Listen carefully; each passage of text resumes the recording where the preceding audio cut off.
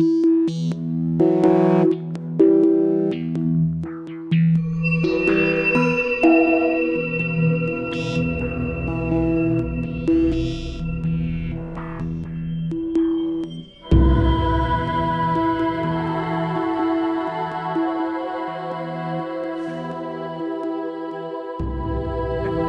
à tous, bienvenue sur la chaîne Sankoy. Aujourd'hui nous sommes en compagnie d'Antoine qui est notre spécialiste en plantes des bois. Et Antoine, aujourd'hui nous allons parler d'un sujet particulièrement difficile, c'est qu'est-ce qu'on mange en hiver dans la forêt. C'est un sujet passionnant, il y a énormément de choses à manger en forêt, autres que des animaux. Oui. On peut largement survivre même en plein hiver sans tuer quoi que ce soit. Alors on sait que tu es un végétarien et que là derrière c'est ton supermarché. Alors Antoine, tu vas nous faire découvrir tout ça. Et qu'est-ce qu'on est susceptible de trouver aujourd'hui? Beaucoup de plantes gelées aujourd'hui, on n'a pas le temps avec nous, donc moins de choses que prévu, mais on verra, on a sûrement énormément de... Rien que sur le chemin, là on doit avoir pas mal de plantes sauvages à manger, peut-être de l'ortie si on a de la chance, de l'aquilée, du mouron, je ne sais pas, quoi. On verra. Alors allons-y Antoine, c'est parti.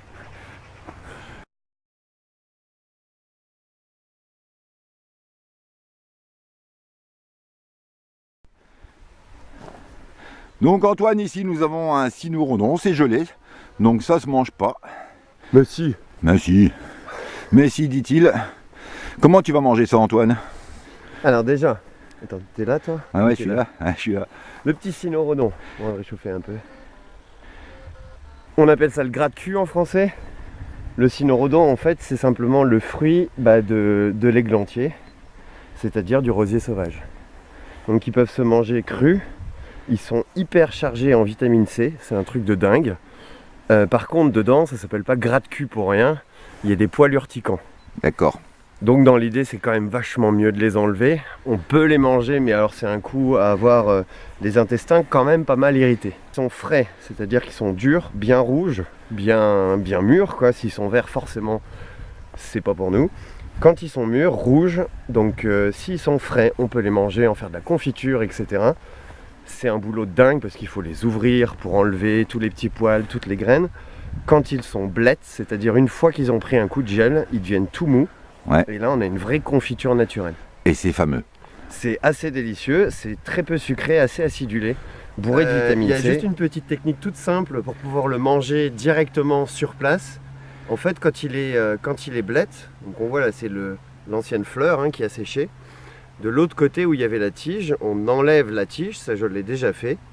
On le prend entre les doigts, comme ça. Je sais pas si je suis dans le cadre. Ouais, t'es bien, t'es bien. Et en fait, on va presser pour faire sortir la pulpe.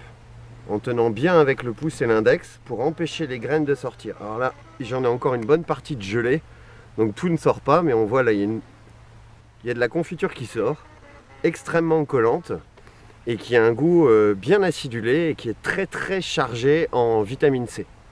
De mémoire, c'est 5 fois plus que le citron, je crois. C'est incroyable. Voilà. Alors là, on est dans une sapinière. Et le lierre aide les arbres contrairement à ce qu'on croit. C'est-à-dire? C'est-à-dire qu'ils prolongent leur vie. D'accord. Contrairement à tous les dictons et à ce qu'on fait encore maintenant, on a tendance à couper tous les lierres pour protéger les arbres. Ouais. Toutes les études prouvent que un vieil arbre avec un lierre vit plus longtemps qu'un vieil arbre sans lierre.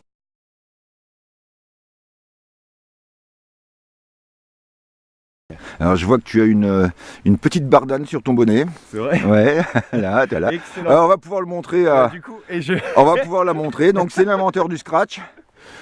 Alors la bardane, c'est un petit scratch justement, on voit ça se colle, c'est assez magique. Alors là pour l'instant on n'a pas trouvé de jeunes pieds, sa racine se mange, ses jeunes feuilles se mangent aussi, crues, c'est pas terrible, cuites c'est en gros comparable à des épinards quoi.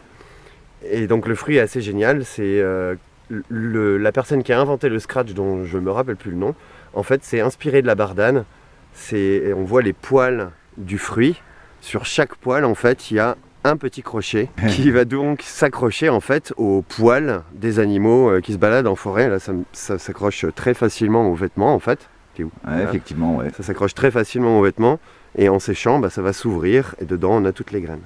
D'accord. Alors, je crois même que les graines ont une utilité, mais alors là c'est plus médicinal que alimentaire. Donc on va pas en parler Donc tout on de n'en suite. parlera pas, on va pas rentrer dans Dans les détails.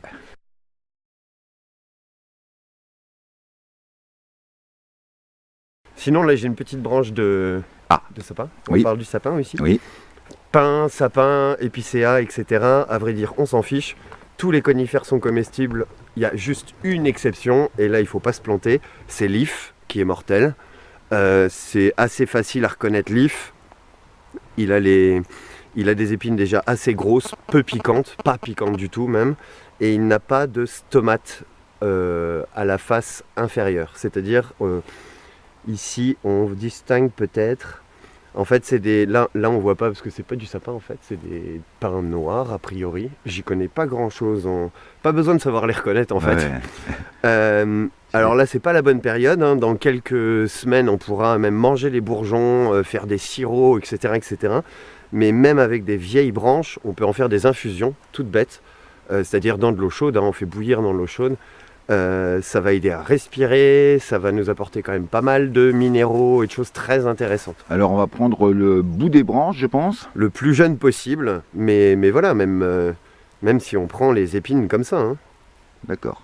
On peut tout à fait se faire une tisane d'épines, de pin, de sapin, d'épicéa. C'est bon pour les bronches. Juste être sûr qu'il faut que ce soit pas de l'if. D'accord. Qui fait des petites boules rouges.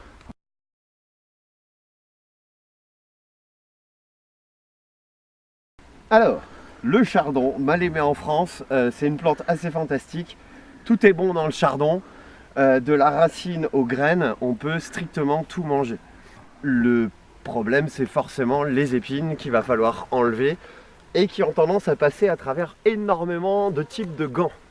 D'accord. Donc il faut y aller soit avec énormément de douceur, soit avec des énormes gants. Allez, vas-y Antoine. Mais dans l'idée, alors je vais pas le tuer pour montrer, hein, on peut s'amuser à déterrer complètement notre chardon pour récupérer la racine. Ouais. Celui-là il est jeune, hein, bon, il est un peu froid là donc on voit pas bien, mais il est assez jeune, donc la racine doit être relativement tendre. Quand il commence à devenir énorme, là la racine devient très très très dure et toujours comestible mais relativement immangeable pour autant. Donc ce qu'on mange dans le chardon, c'est, alors là il est même un peu trop petit, tu me vois là? Ouais, je te vois, ouais. C'est surtout en fait la nervure de la plante.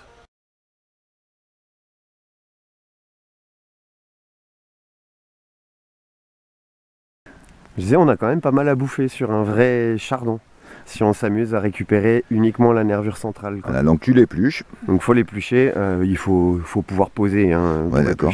Voilà, tu l'épluches tranquillement. En fait, on épluche tranquillement, ce sera même plus facile à la main vu que là il est complètement gelé le pauvre. Et ça se goûte.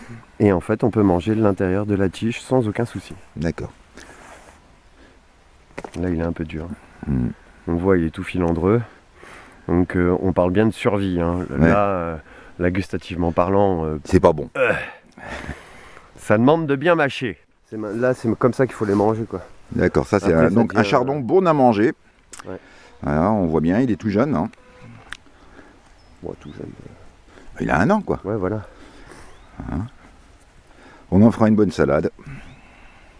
Et donc là il y a des tiges, les tiges bien épluchées, c'est une tuerie, même crue, c'est super bon. Ah bon? En tourte, en quiche.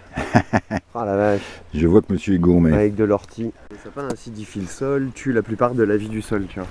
Et ben là du coup on a les chardons qui se mettent en place. Et typiquement c'est une plante bio-indicatrice des sols compactés, des sols en train de mourir. Et c'est une plante qui vient pour faire revivre les sols. Donc là on voit sur toute la lignée, il y a des chardons qui poussent.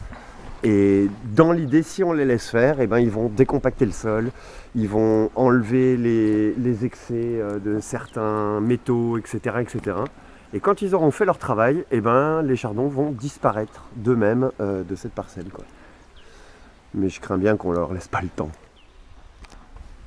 Si on laisse faire la nature, il lui faut 5 à 6 ans, histoire de remettre un sol en état, quoi. Quand le sol n'est pas trop mort, bien évidemment.